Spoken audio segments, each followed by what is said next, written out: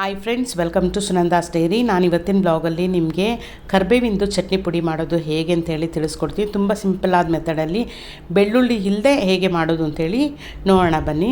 ಮೊದಲಿಗೆ ಒಂದು 2 ಕಪ್ಪಷ್ಟು ಕರಿಬೇವು ತೊಗೊಂಡಿದ್ದೀನಿ. ಅದನ್ನು ಚೆನ್ನಾಗಿ ತೊಳ್ಕೊಂಡು ಒಣಗಿಸ್ಕೊಂಡು ಇಟ್ಕೊಂಡಿದ್ದೀನಿ. ಅದರಲ್ಲಿ ನೀರಿನ ಅಂಶ ಯಾವುದು ಇರಬಾರ್ದು. ಆ ರೀತಿ ತೊಳ್ಕೊಂಡು ಒಣಗಿಸ್ಕೊಂಡು ಸಪ್ರೇಟಾಗಿ ಇಟ್ಕೊಂಡಿದ್ದೀನಿ.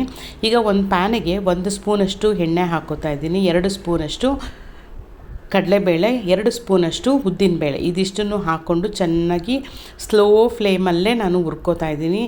ಮೀಡಿಯಮ್ ಫ್ಲೇಮು ಬೇಡ, ಹೈ ಫ್ಲೇಮಲ್ಲೂ ಇಟ್ಕೋಬೇಡ, ತುಂಬ ಸ್ಲೋ ಫ್ಲೇಮಲ್ಲೇ ಇಟ್ಕೊಂಡು ಚೆನ್ನಾಗಿ ಹುರ್ಕೋಬೇಕು.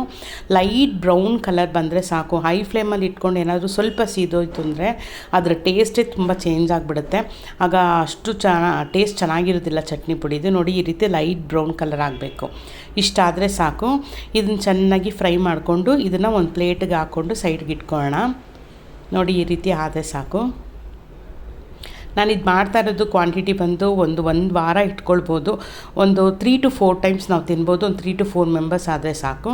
ಇದಕ್ಕೆ ಒಂದು 6 ರಿಂದ 7 ಒಣಮೆಣಸಿನ್ಕಾಯಿ ಹಾಕ್ಕೋತಾ ಇದ್ದೀನಿ. ನಾನು ಮೀಡಿಯಮ್ ಖಾರ ಹೇಳ್ತಾ ಇರೋದು. ನಿಮ್ಗೆ ಇನ್ನೊಂಚೂರು ಖಾರ ಬೇಕು ಅಂತಂದರೆ ಇನ್ನೊಂದು 2 ಒಣಮೆಣಸಿನ್ಕಾಯಿ ನೀವು ಎಕ್ಸ್ಟ್ರಾ ಹಾಕ್ಕೋಬೋದು. ಒಂದು ಸಣ್ಣ ನಿಂಬೆಹಣ್ಣು ಗಾತ್ರದಷ್ಟು ಹುಣಸೆಹಣ್ಣನ್ನು ಹಾಕ್ಕೋತಾ ಇದ್ದೀನಿ. ಇದೆರಡನ್ನೂ ಚೆನ್ನಾಗಿ ಫ್ರೈ ಮಾಡ್ಕೋಬೇಕು. ಸುಮ್ಮನೆ ಒಂದು ನಿಮಿಷ ಮಾಡಿಕೊಂಡ್ರೆ ಸಾಕು. ಫ್ರೈ ಮಾಡಿಕೊಂಡು ಇದನ್ನು ಅದೇ ಪ್ಲೇಟಿಗೆ ಹಾಕ್ಕೋಬೇಕು.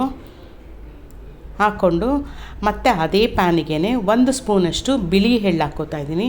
ಬಿಳಿ ಎಳ್ಳು ಹಾಕ್ಕೊಂಡು ಅದು 1 ಸೆಕೆಂಡ್ ಚೆನ್ನಾಗಿ ಫ್ರೈ ಮಾಡಿಬಿಟ್ಟು ಅದನ್ನು ಅದೇ ಪ್ಲೇಟಿಗೆ ಹಾಕ್ಕೊಂಬೇಡ. ನೋಡಿ, ಅದೇ ಪ್ಲೇಟ್ಗೆ ಹಾಕ್ಕೋಬೇಕು.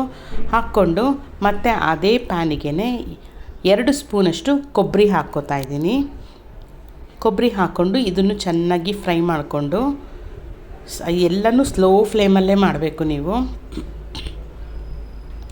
ಮತ್ತು ಅದೇ ಪ್ಲೇಟ್ಗೆ ಹಾಕ್ಕೋಬೇಕು. ಕರಿಬೇವಿಂದು ಚಟ್ನಿ ಪುಡಿ ಮಾತ್ರ ತುಂಬ ಚೆನ್ನಾಗಿರುತ್ತೆ ಟೇಸ್ಟ್. ಇದು ಬೆಳ್ಳುಳ್ಳಿ ಹಾಕಿ ಬೇರೆ ರೀತಿ ಇದೆ, ಅದನ್ನು ನಾನು ಇನ್ನೊಂದು ವೀಡಿಯೋನಲ್ಲಿ ನಾನು ನಿಮ್ಗೆ ತಿಳಿಸ್ಕೊಡ್ತೀನಿ.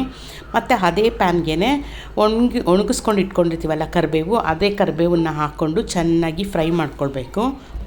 ಒಂಥರ ಹೇಗೆ ಅಂತಂದರೆ ಇದು ಫ್ರೈ ಮಾಡ್ಕೊಳ್ಳೋದು ಒಂಥರ ಹೊಡೆದ್ರೆ ಕರಿಬೇವು ಕ್ರಿಸ್ಪಿನೆಸ್ ಬರಬೇಕು. ಆ ರೀತಿ ಫ್ರೈ ಮಾಡ್ಕೊಳ್ಬೇಕು. ಸ್ಲೋ ಫ್ಲೇಮಲ್ಲೇ ಇಟ್ಕೊಂಡು ಮಾಡಿಕೊಂಡ್ರೆ ನೋಡಿ, ಆ ರೀತಿ ಮಾಡಿದಾಗ ನೋಡಿ ಕೈನಲ್ಲಿ ಈ ರೀತಿ ಮಾಡಿದಾಗ ಪೌಡ್ರ್ ಆಗಬೇಕು. ಆ ರೀತಿ ಚೆನ್ನಾಗಿ ಫ್ರೈ ಮಾಡ್ಕೋಬೇಕು. ಇದನ್ನು ಸಪ್ರೇಟ್ ಬೇರೆ ಪ್ಲೇಟ್ಗೆ ಹಾಕ್ಕೊಂಡಿದ್ದೀನಿ ನಾನು. ಎರಡನ್ನೂ ಸ್ವಲ್ಪ ಹೊತ್ತು ಕೂಲ್ ಡೌನ್ ಆಗಕ್ಕೆ ಬಿಟ್ಬಿಡೋಣ. ಅದಾದಮೇಲೆ ಒಂದು ಮಿಕ್ಸರಿಗೆ ನಾನು ಫ್ರೈ ಮಾಡ್ಕೊಂಡಿರ್ತೀನಲ್ಲ ಕಡಲೆಬೇಳೆ, ಉದ್ದಿನಬೇಳೆ ಇದನ್ನು ಹಾಕ್ಕೊಂಡು ಫಸ್ಟ್ ಇದನ್ನು ಲೈಟಾಗಿ ಪೌಡ್ರ್ ಮಾಡ್ಕೊಂಬಿಡೋಣ. ಇದಕ್ಕೆ ಒಂಚೂರು 1/4 ಚಮಚದಷ್ಟು ಹಿಂಗೆ ಹಾಕ್ಕೋತಿದ್ದೀನಿ. ಉಪ್ಪು ಎಷ್ಟು ಬೇಕೋ ಟೇಸ್ಟು ಅಷ್ಟು ಹಾಕ್ಕೊಳ್ಳಿ. ಮತ್ತು ಒಂದು ಅರ್ಧ ಸ್ಪೂನಷ್ಟು ನಾನು ಬೆಲ್ಲ ಹಾಕ್ಕೋತಾ ಇದ್ದೀನಿ. ಹಾಕ್ಕೊಂಡು ಮತ್ತೆ ಇನ್ನೊಂದು ಸಲ ಪೌಡ್ರ್ ಮಾಡ್ಕೊಳ್ಳೋಣ. ಇದನ್ನು ಪೌಡ್ರ್ ಮಾಡಿಕೊಂಡು ಆಮೇಲಿಂದ ಇದಕ್ಕೆ ಕರಿಬೇವು ಸೇರಿಸ್ಕೋಬೇಕು. ಕರಿಬೇವು ಸೇರಿಸ್ಕೊಂಡು ತುಂಬಾ ಸ್ಮೂತ್ ಪೇಸ್ಟ್ ಇರಬಾರ್ದು, ತುಂಬಾ ರಫ್ ಆಗಿರಬಾರ್ದು, ಮೀಡಿಯಮ್ಮಾಗಿರೋ ಥರ ಇದನ್ನು ಪೌಡ್ರ್ ಮಾಡ್ಕೊಳ್ಬೇಕು.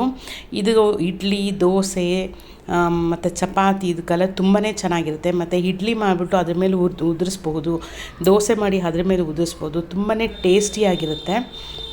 ನೋಡಿ, ಇಷ್ಟಿದ್ದರೆ ಸಾಕು. ತುಂಬಾ ನೈಸಾಗಿದ್ದರೆ ಚೆನ್ನಾಗಿರೋದಿಲ್ಲ. ನೋಡಿ, ಇದನ್ನ ಎಳ್ಳೆಣ್ಣೆ ಅಥವಾ ತುಪ್ಪ ಹಾಕಿ ನಾವು ದೋಸೆಗೆ ತಿಂದರೆ ತುಂಬ ಟೇಸ್ಟಿಯಾಗಿರುತ್ತೆ. ನೀವು ಒಂದು ಸಲ ಟ್ರೈ ಮಾಡಿ ನೋಡಿ ಫ್ರೆಂಡ್ಸ್, ತುಂಬಾ ಟೇಸ್ಟಿಯಾಗಿರುತ್ತೆ. ನಿಮಗೆ ಈ ವಿಡಿಯೋ ಇಷ್ಟ ಆಗಿದೆ ದಯವಿಟ್ಟು ಲೈಕ್ ಮಾಡಿ, ಶೇರ್ ಮಾಡಿ, ಮರಿದೇ ಸಬ್ಸ್ಕ್ರೈಬ್ ಮಾಡಿ ಫ್ರೆಂಡ್ಸ್. Thank you.